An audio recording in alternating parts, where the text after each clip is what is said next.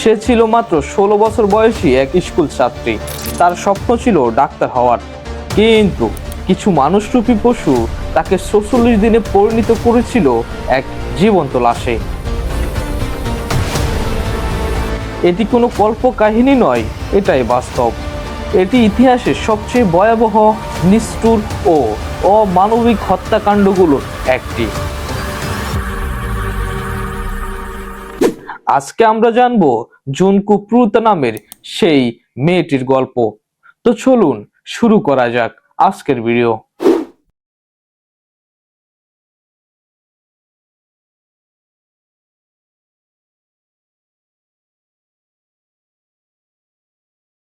আজ থেকে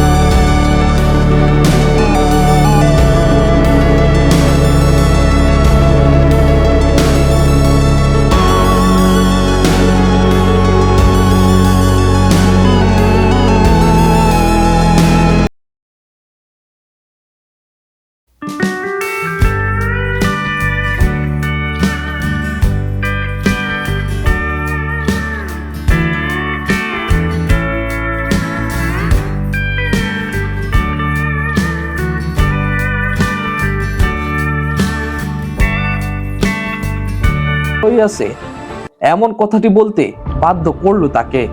এর ফলে নিজেদের অসৎ উদ্দেশ্য বাস্তবায়নের জন্য কিছুটা বাড়তি সময় পেয়ে যায় তারা।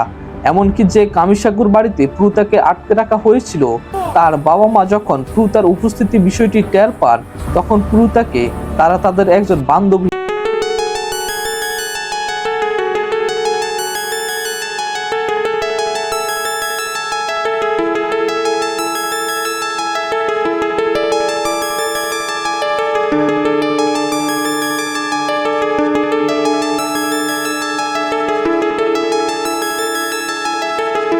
পারে, বাস্তবে নয়।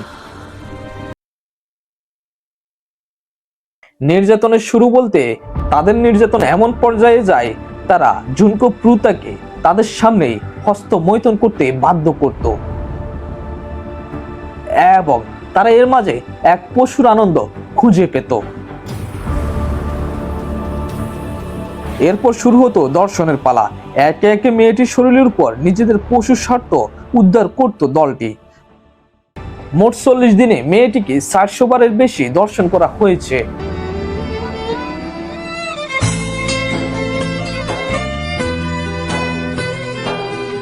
যেখানে একবারের কথায় মেনে নিতে আমাদের কষ্ট হয়, 400 তো সেখানে অকল্পনীয় এক সংখ্যা। কিন্তু আফসোস, প্রুতাকে এর ভেতর দিয়ে যেতে হয়েছিল। হায়নার এই দলটির নির্যাতন যে শুধু দর্শনের সীমাবদ্ধ ছিল না, তা যে কেউ অনুমান করতে পারবে। কিন্তু সেই নির্যাতনের মাত্রা যে আসলে কতটা ভয়াবহ হতে পারে, তা কেউ চিন্তাও করতে পারবে না। আজকের ডকুমেন্টারির বর্ণনাগুলো খুবই কষ্টদায়ক এবং ভয়াবহ। তাই আপনার প্রতি আমার অনুরোধ, আপনি যদি এর বেশি সহ্য করতে না পারেন, আপনি এখনই ভিডিও থেকে সরে যেতে পারেন।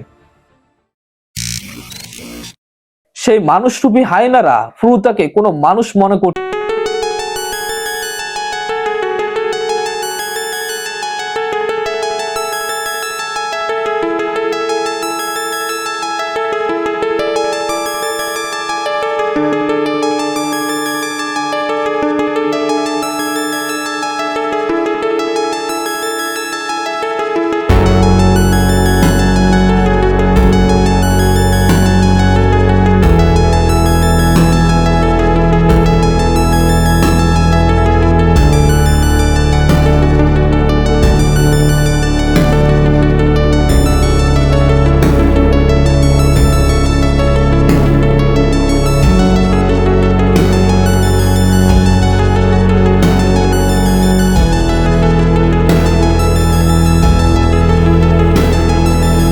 থেকে মেয়েটির মুখ আর চোখের পাতাও রেহাই পায়নি। নির্যাতনকে এক নতুন মাত্রা নিয়ে যেতে তার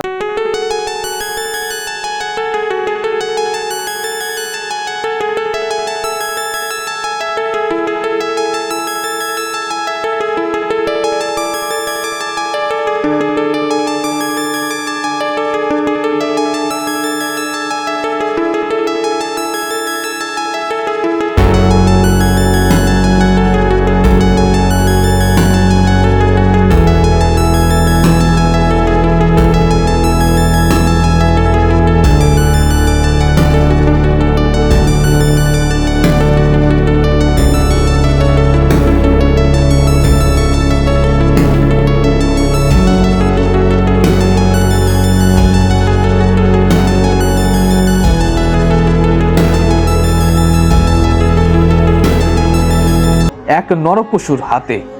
এরপর তার উপর শুরু হয় এক অকথ্য নির্যাতন। মেয়েটিকে পাঞ্চিং ব্যাগের মতো ঝুলিয়ে তারা ইচ্ছা মতো পেটাতে থাকে। মুখ দিয়ে যতক্ষণ পর্যন্ত রক্ত বের হচ্ছে না ততক্ষণ পর্যন্ত তাদের এই নির্যাতন থামেনি। অতিরিক্ত নির্যাতনের ফলে এমন অবস্থা হলো যে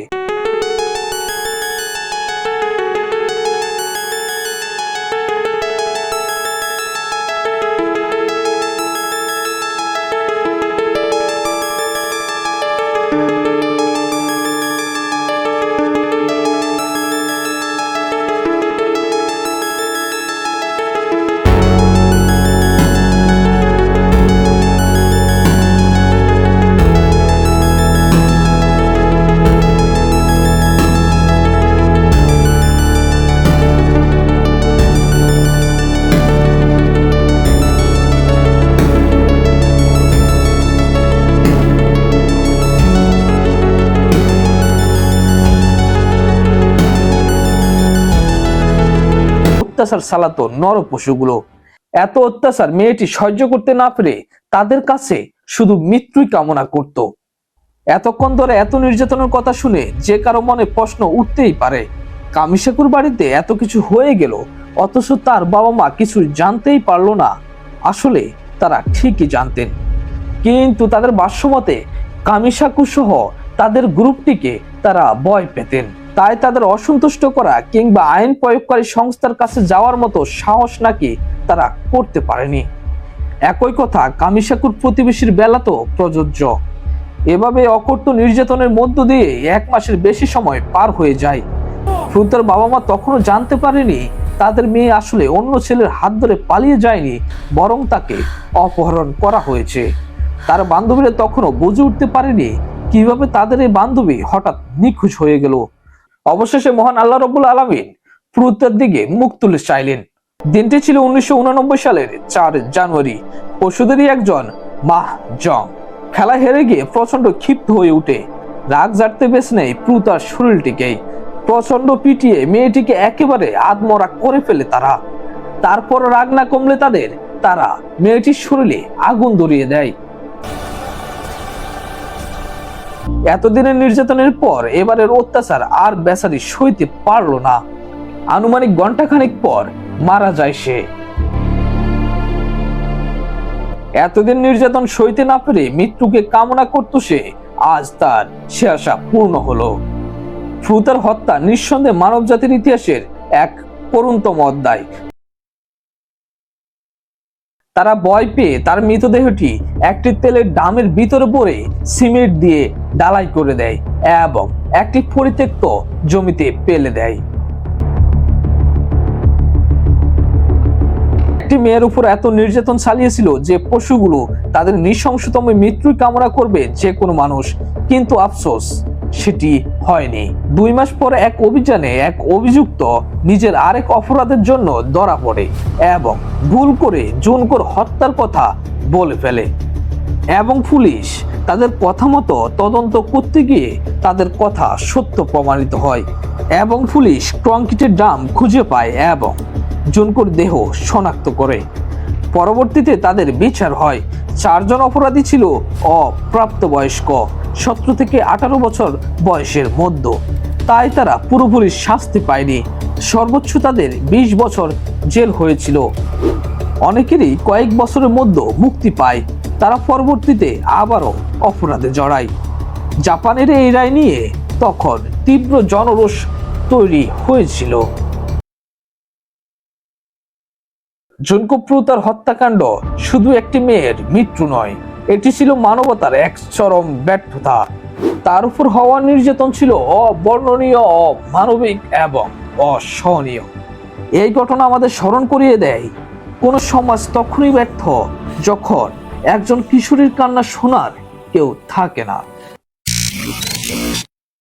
তো বন্ধুরা, আজকের ভিডিও এ পর্যন্ত। দেখা হচ্ছে পরের কোনো ভিডিওতে কোনো রহস্য উন্মোচনে। সে পর্যন্ত সবাই ভালো থেকো, সুস্থ থেকো। আল্লাহ হাফেজ। আসসালামু আলাইকুম সবাইকে।